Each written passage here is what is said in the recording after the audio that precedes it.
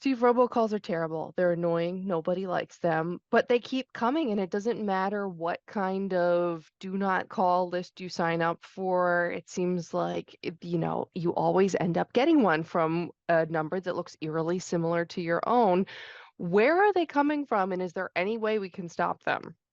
Yeah, when you mentioned the do not call list, the do not call list is an important thing for people to sign up for. But it's good to remember that the do not call list is only going to protect you from legitimate telemarketers that are following the law. But that protects you in the sense that whenever you get a telemarketing call, if you're on the do not call list, you already know they're breaking the law, so you shouldn't trust it. But these illegal automated robocalls are just so annoying. Many of them are coming from overseas, in particular India. India, interestingly enough, really leads the world when it comes to legitimate phone customer service, but it also leads the world when it comes to robocalls. They're annoying. They lead to people being scammed. And of course, one of the questions that keep coming up is, how do the robocalling scammers get your phone number? Now, sometimes it is random.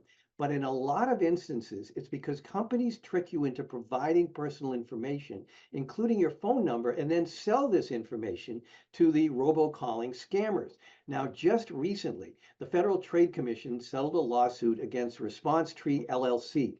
They sold hundreds of thousands of telephone numbers that it got through more than 50 websites like patriotrefi.com. This website purported to provide services such as quotes for home mortgage refinancing, but people who went to that website never got any services. But what they did get was that their information was sold to robocalling telemarketers, selling things like fake automobile warranties. So before you provide personal information to any website, you may want to do a search engine search with the name of the website and then include the words scam, complaints, or reviews. The other thing is, there's never anything fine in fine print, but it's really important to always read that fine print on any website you might provide personal information, because often buried in that fine print is the disclosure your information may be sold to other companies. And if you find that's the case, you may wish to reconsider using that particular website.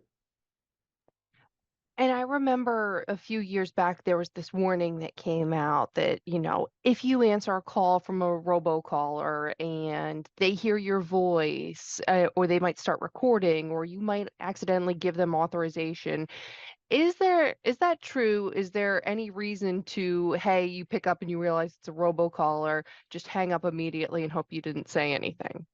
No, I'm really glad you asked that, because that is one of these urban myths that I've seen perpetrated by even some in law enforcement. No, they ask, is that you? And if you say yes, you're told that this is going to be used, your voice, to sign you up for all kinds of things. So no, that isn't legitimate. There's never been any indication that that can be used against you. But a major but is now with AI voice cloning. You do have to be careful, because with as little as 30 seconds worth of your voice, someone can take that and then use that for other types of scams, like the grandparent scam. So the short answer is no, you don't have to be worried if you answered the phone and said a few words. But these days with AI voice cloning, you do have to make sure you're not talking too long to anybody. Very interesting. Steve, thank you so much for your time. My pleasure.